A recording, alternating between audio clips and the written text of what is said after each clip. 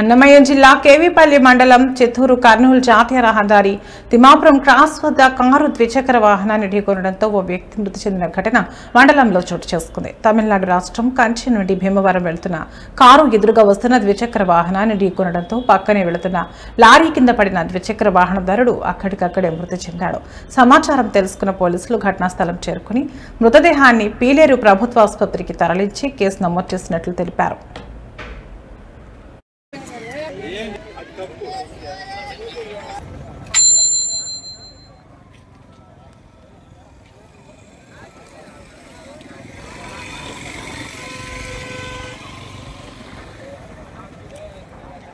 బండి క్రాచ్ చేస్తాను.